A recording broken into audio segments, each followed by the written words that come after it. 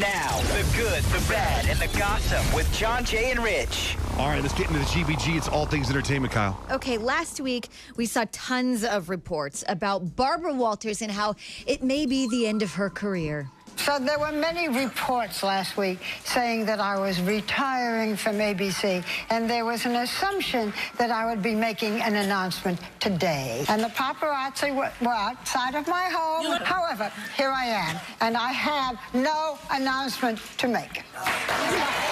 Oh, good. If and when I might have an announcement to make, I would do it on this program, I promise.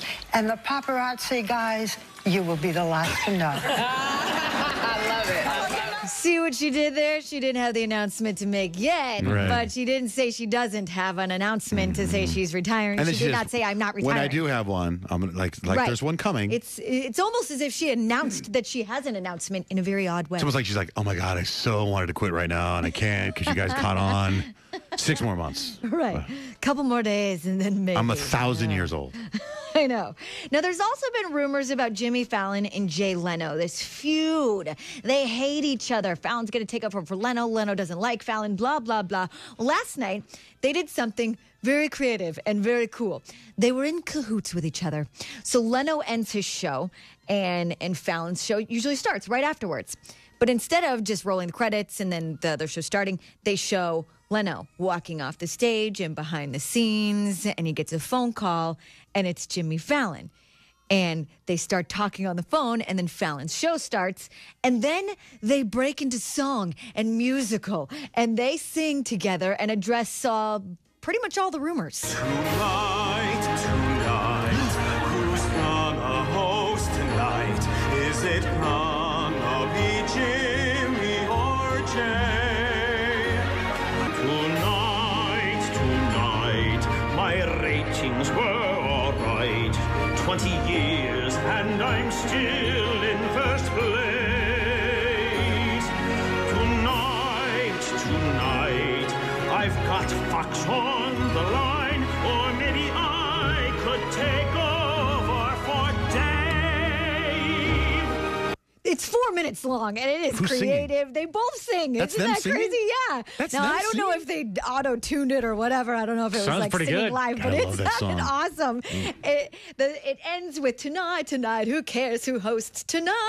Like they go. Oh, I didn't even get to right now. awesome. Tonight, like the Tonight Show. Yes. I didn't get it. I just know from West Side Story. It's my favorite song. Yes.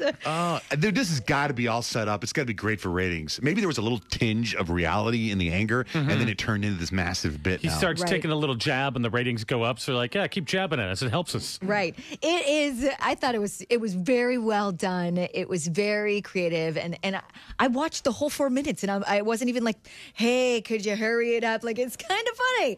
So I posted the whole thing on our website, johnjayrich.com. Type in the keyword GBG if you want to see it as well. Now, he did say maybe he'll take over for Dave, which we know that would never happen. But on Letterman last night, something interesting also happened. Letterman had Shia LaBeouf on the show.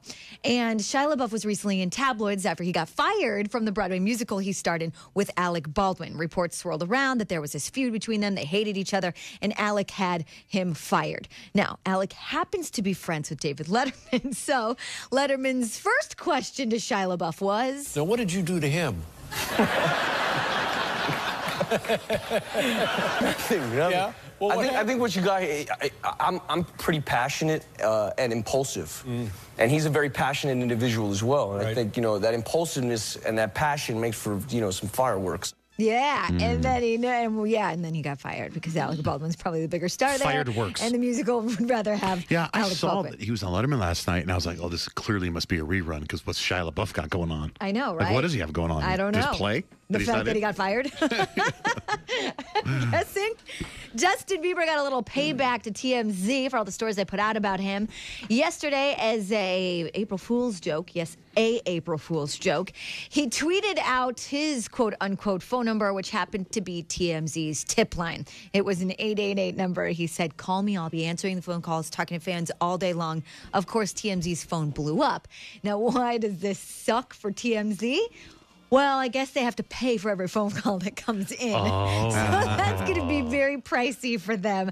They were not happy with Justin Brilliant. Bieber, but had to take it in stride because, well, it was April Fool's Day.